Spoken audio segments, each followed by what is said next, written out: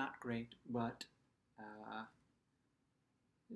I'm making progress, and I've been making more progress with books. So I'll get right to the books portion. Oh no! First, I have a new toy. Uh, yeah, got it just in time, and then it was no longer applicable. But this I said on an earlier video one that was all. Let's see if I can get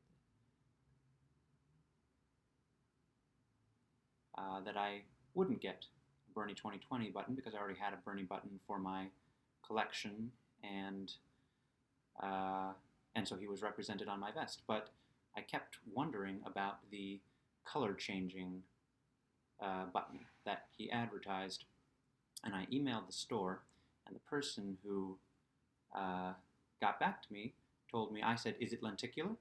And he said, "It's reflective," and he was wrong. And I didn't know that at the time that I ordered it, but I still thought this is something I'm gonna like having this regardless. Um, and then I ordered it right before the quarantine stuff started, and so I thought, oh well, it won't arrive for a while, and then it arrived by surprise about 4 weeks later. So anyway, and then Bernie dropped out and endorsed Joe Biden. So I haven't gotten to wear this, but I was thinking that maybe um, if it gets to the point where this sort of thing would be workable more towards the election, not on election day, but more towards the election, maybe I would do a revival of the vest and put all the buttons. I never wore the Gillibrand buttons either. Um, and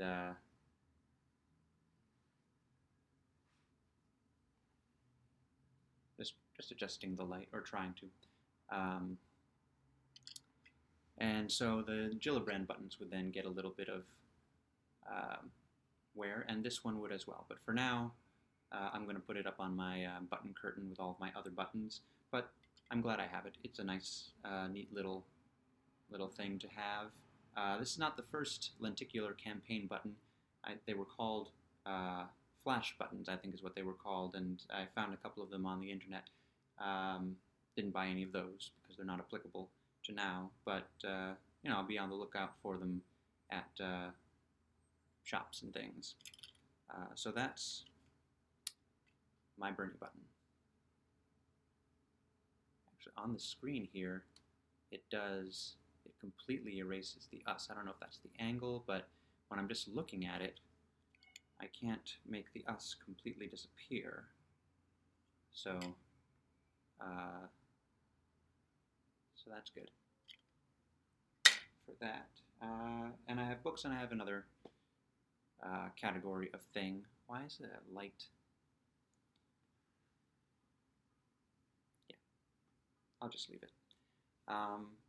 Book I'm currently reading, but I'm not going to hold up today because there will be more opportunities, and I held up the Frederick Douglass one a couple of times, and it's heavy, and there's no point in holding it up necessarily before I finish it because it's the Alexander Hamilton book. I started it on April 1st. It's a slow read book, 10 pages a day, but I'm also doing 15 pages a day on weekends because I'm hoping to get through it before, in as close to 2 months as possible. Not that I didn't enjoy reading the Frederick Douglass book for 3 months, but I just didn't want to do it again so soon, a 3-month commitment to a single book. I'm also currently reading The Perfect Storm. I show you the spine because the cover, nothing interesting on the cover. I suppose it had a dust jacket at one point, and probably when the movie came out, they re-released it with George Clooney on the cover. And the movie is why I have the book, and I've had the book for a very long time, because I never actually read it until now. And I'm almost done with it, so this will be this book's official appearance on YouTube.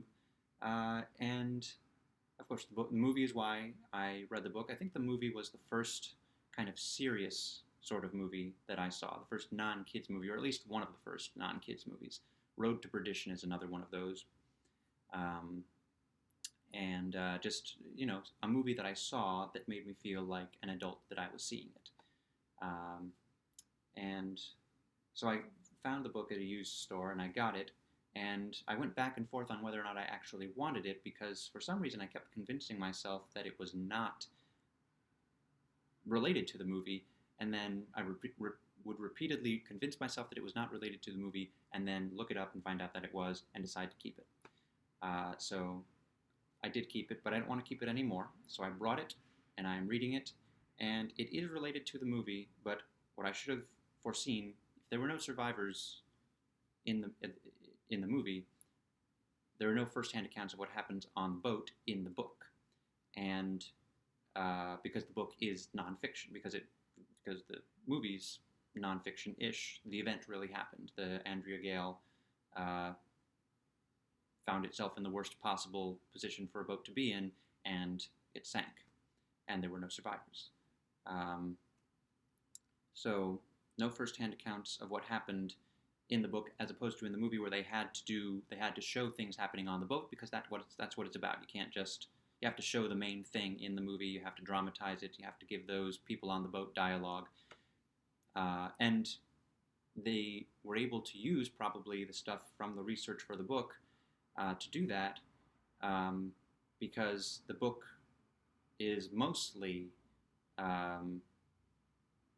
interviews with people who have survived things like that, interviews with people who maybe didn't go through that, but they know how the fishing boats work, and they can give a lot of details. People who had been on this ship in the past and could give an idea of the sort of thing that happened. And so those accounts probably were used to create the dialogue and the scenes, the things that happened in the movie.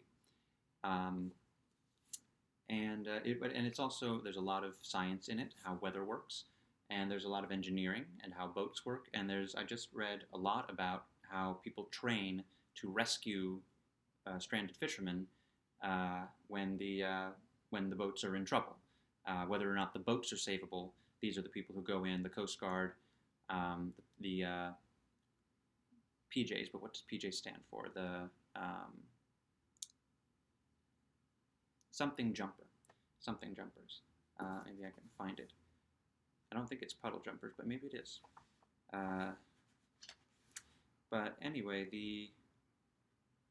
so there's stuff training, and this is training that's, at least at the time that this was written, he says Navy SEALs had the option of doing it. I think that it's standard Navy SEALs now, but I'm not positive about that. It just reminded me of the training that I've heard back when the Navy SEALs went in and killed Osama bin Laden. We learned a lot about Navy SEALs and all facets of them, and we learned how they trained, and it sounded a lot like what the book says the Navy SEALs had the option of doing. So I think maybe it's standard Navy SEALs now, but I'm not an expert on the military, any branch at all. And then there's a few communications with the Andrea Gale, because those could be, they were Andrea Gale to another boat or to shore, and those could be reproduced accurately.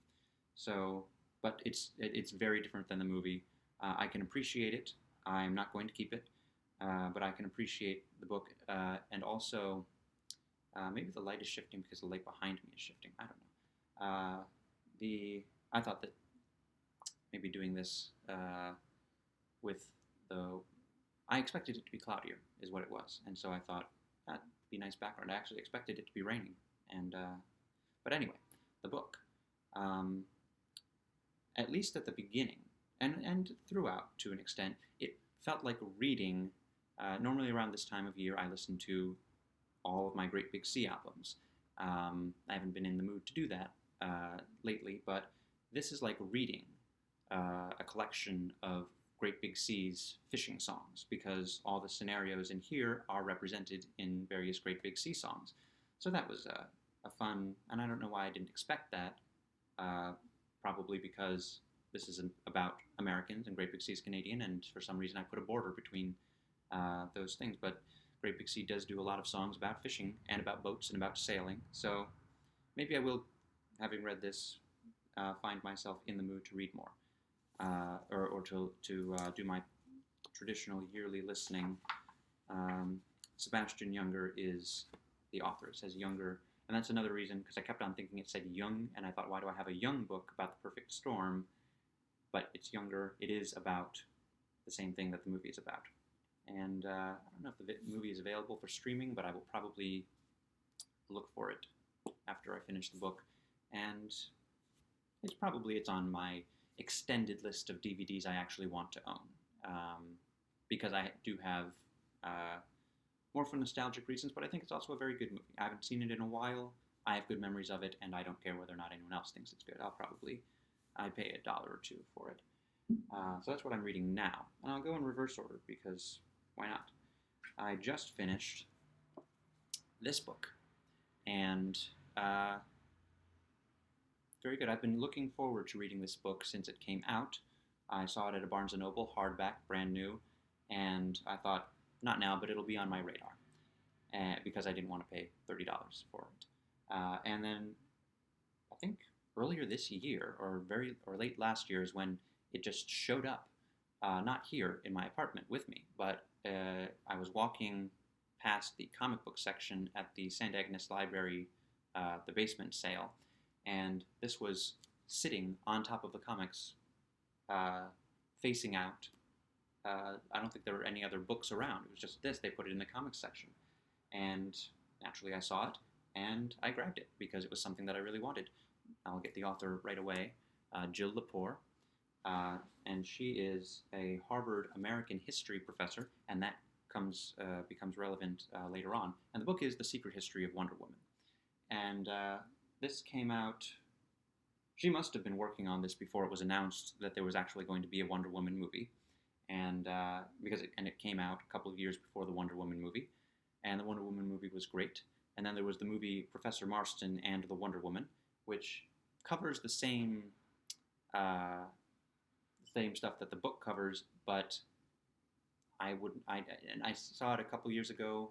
I haven't seen it since I read the book. I'm going to say the book does it better and more accurately, especially because the members of the Marston family, descendants of the creator of Wonder Woman, William Marston, have said that they were not consulted and that they found inaccuracies. So I'm going to say the book does it better, but it's kind of like what I said when I read the Frederick Douglass biography and memoir. The memoir is, you get to know the person personally. The person is talking to you, but you don't necessarily trust their account of what happened because they might want to make themselves seem better or leave out things that make them seem not as great. Whereas a biography is cold, hard facts because the biographer can't afford to be inaccurate or show a bias, and that's not entirely true because we have books written by liars that are very successful all the time. But something like the Frederick Douglass biography or the Alexander Hamilton biography, those sorts of things you trust more for cold, hard facts, and this cold, hard facts. But the movie, it's not a thing where they are necessarily trying to put things in a different light, but they have to dramatize it. They can't just have the few bits of dialogue that are in a book that someone wrote down for whatever reason, and they are available to the author of the book to put into the book, the researcher. They have to have whole scenes and make it cinematic. So for that reason, probably if you're interested in Wonder Woman, watch both. Watch the one, read this, see the movie. I hope I get to see Wonder Woman 1984 soon. That was going to be, I think, I wasn't as big a fan as most people of the Wonder Woman movie. I liked it fine, but it wasn't my kind of movie or my kind of superhero movie. Wonder Woman 1984 looked like it was going to be. So, and especially after reading this, I am interested. But we'll see when movie theaters open, and we'll see when I feel like going to the movies. Because the movie theaters can be open, but we won't necessarily be comfortable cramming ourselves in with hundreds of people, as a Wonder Woman showing would hopefully have hundreds of people. But the book, again, it's about the creation of Wonder Woman. The first half or so is mostly biographical information about William Marston, Olive Byrne, and Elizabeth Holloway, who were the three driving forces behind the creation of Wonder Woman. William Marston officially created Wonder Woman. He's listed as Charles Marston as the author of the comic books, the earliest ones. But Elizabeth Holloway, his wife, and Olive Byrne, who may as well have been his wife, they are their fingerprints are all over Wonder Woman, from the things that he took from them, as far as like Olive Byrne's bracelets showing up on Wonder Woman, becoming Wonder Woman's bracelets that she can stop bullets with, to just being the strong women that inspired a strong woman character, and the kind of research that they did together into psychology and and sexual topics that were considered perverse, but they were trying to argue, no, there's nothing wrong with these people. There's nothing wrong with people being into this or or having these proclivities or preferences. And that went into Wonder Woman, and that got Wonder Woman in trouble with censors. One of the more interesting tidbits, Olive Byrne continued her career. She was a journalist, among other things. They all had multiple careers. William Marston tried law, psychology, teaching, all sorts of things before he found success at the age of 51 as a superhero creator. He tried screenwriting. So he's an argument for don't give up. All these things will add up to something, hopefully, probably. They did for him, and in a very lucky way. But Olive Byrne, one of the things, she was a journalist, and she would write about Wonder Woman and the creator of Wonder Woman from the perspective of somebody who did not live with the creator of Wonder Woman, even though she did live with him and she had children with him, but she pretended in her articles that she didn't. And I'm okay with that, but maybe it's not the most journalistically ethical thing, but I liked it. So, Secret History of Wonder Woman by Jill Lepore. Oh, there's one thing. This is why it's relevant that she's a Harvard American history professor, because one of the things that the early Wonder Woman comics did was they included stories, Wonder Women of history. And so they would go through important historical women, and one of them was Susan B. Anthony, who is portrayed in her Wonder Women of History segment as speaking at the 1848 Seneca Falls Convention for Women's Rights, which she didn't. And, at the time, okay, they got that wrong. But she didn't see fit to correct the record in her book.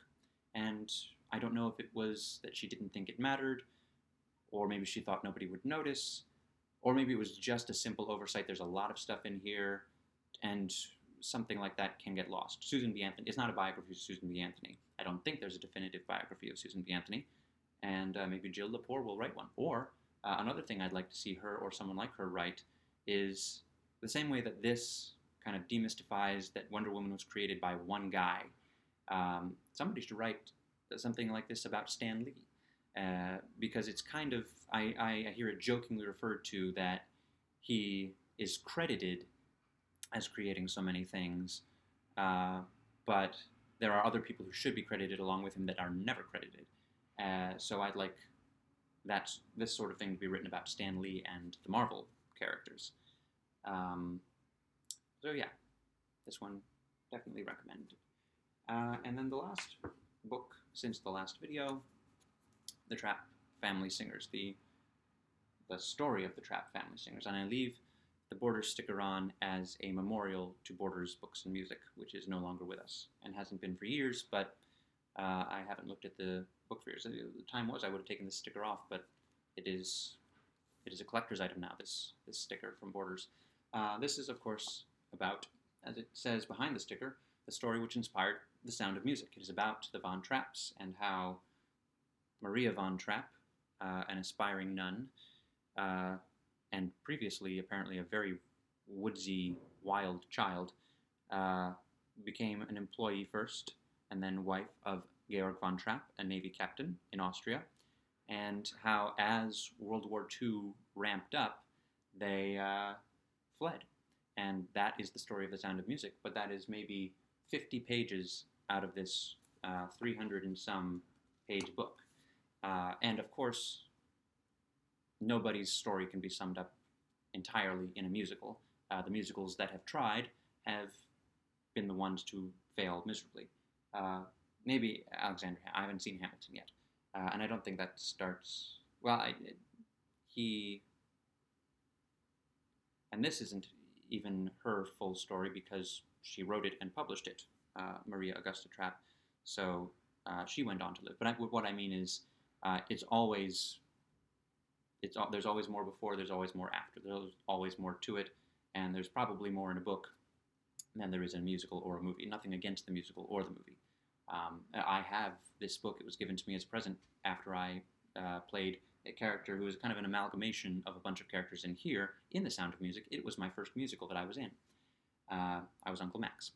And so the book covers, it starts pretty much where the musical does, with her being hired, and Georg is kind of engaged to another woman. He's not as uptight as he is in the musical, which I guess they did, again, for dramatic effect. Same thing with the Wonder Woman, the Professor Marston and the Wonder Woman movie. They have to do things for dramatic effect.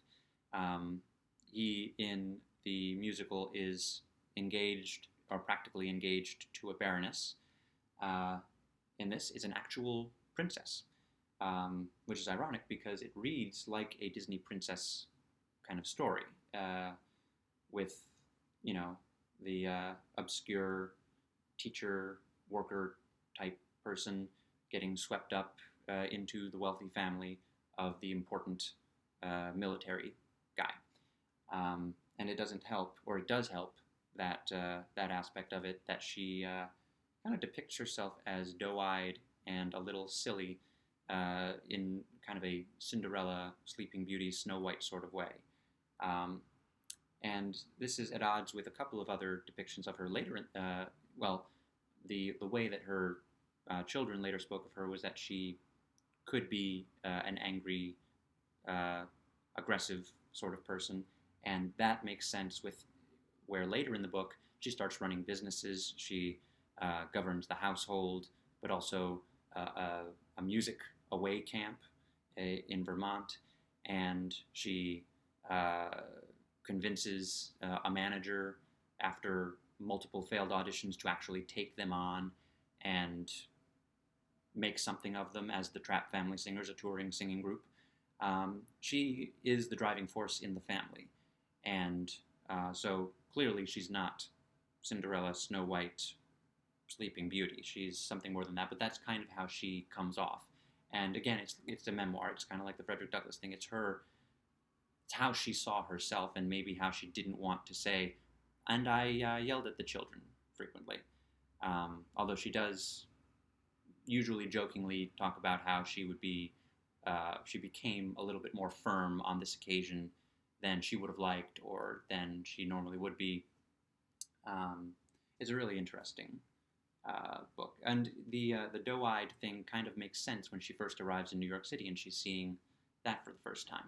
So, and also one more thing that surprised me but shouldn't have, very religious person, very religious family. That kind of took me by surprise because I come from a place of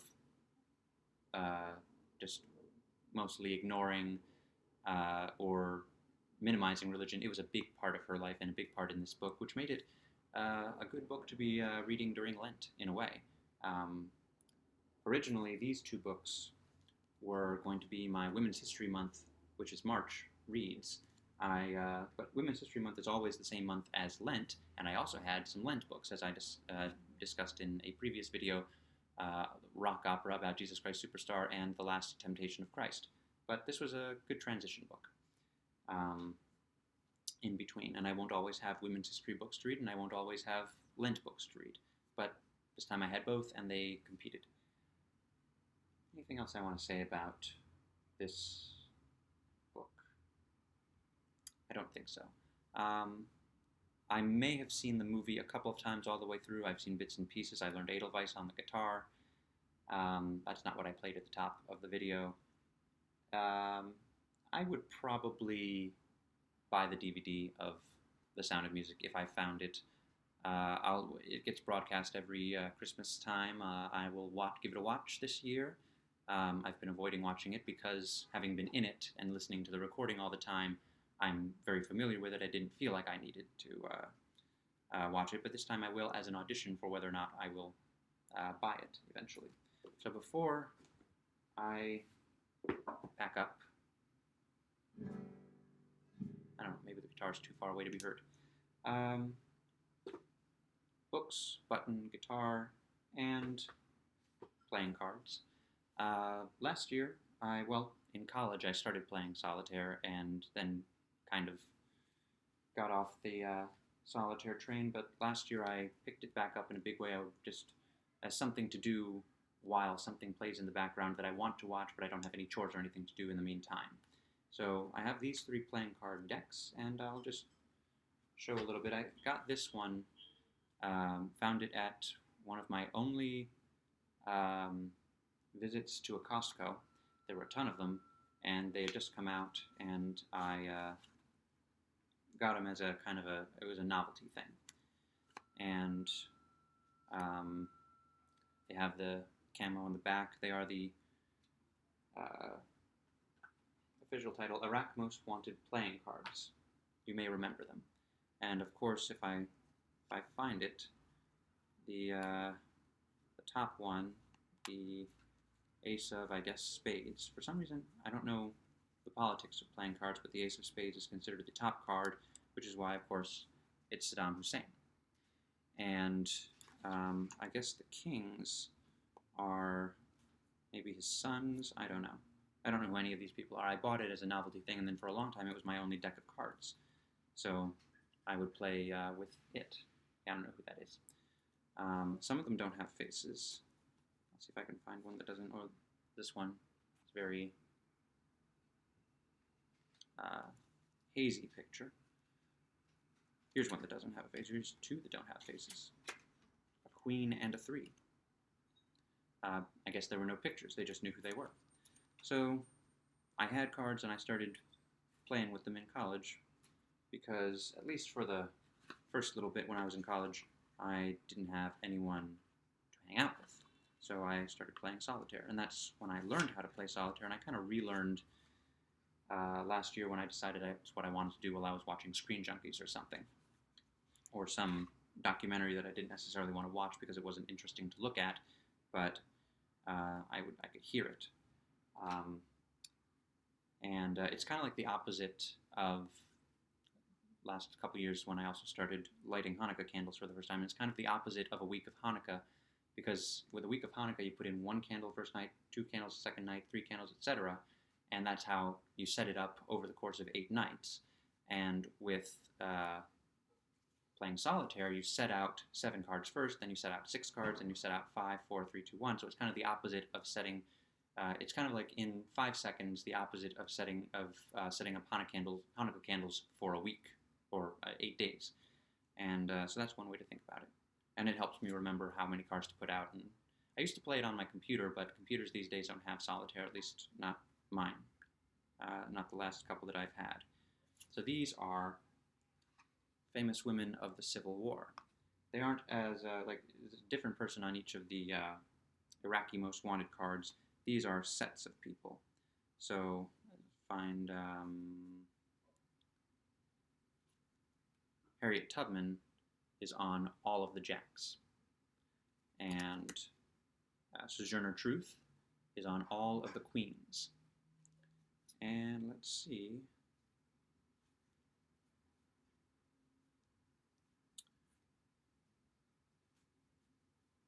The aces. I don't actually know who Belle Boyd is. They got the little descriptions. It's a game in addition to playing cards that you can do solitaire with. I haven't played the game. But they got little information. In 1862, Belle Boyd was arrested by the U.S. Secret Service, but was released 1 month later, and she continued her espionage. Oh, the main thing is at the top. In 1861, the Confederate Intelligence Services appointed Boyd a courier for Generals Beauregard and Jackson. So she was a Confederate. She shot a Union soldier who stormed her home in Washington, D.C., but was acquitted of the shooting. Rumored to be a Confederate spy, Boyd used her grace and vivacity to lure secrets from her admirers, which she passed on to Confederate forces. So I guess that's why she's the ace. And of course, Elizabeth Cady Stanton, who I've talked at length about in these videos, and Clara Barton. Susan B. Anthony is on the 9s. It was her birthday a couple of months ago. She was 200, or would have been 200 years old. So those are famous women of the Civil War. I intend to. These are all at-home cards, card decks. I intend to one day have a traveling one that's just a basic bicycle set. I wouldn't want to take these around because I don't want to lose them. Because where am I going to get the 1997 Batman and Robin cards if I lose these? It's got my brother's name on it, but I asked him, and he said he doesn't want them. So I incorporated them into my collection. They are, of course, the wild card here. See, the Joker was in the 1989 Batman. He wasn't in Batman and Robin, so they couldn't make a Joker card. So they made a wild card, and they put Mr. Freeze, who I like better than the Joker. And it same rules as the Women of the Civil War, but no people, no characters on the numbered cards. So Robin is a jack. Nobody on the ace, just a Batman crossing sign. Batgirl, I'm pretty sure she's Batgirl in the movie, not Batwoman, on the CW. A Batgirl is the queen. Naturally, oh, the aces are all different. Constant, thin ice, because Mr. Freeze. And Batman and Robin are on 10. I guess this works. And Batman himself is the king. So there are the cards. There were the books. And the button. I played the guitar.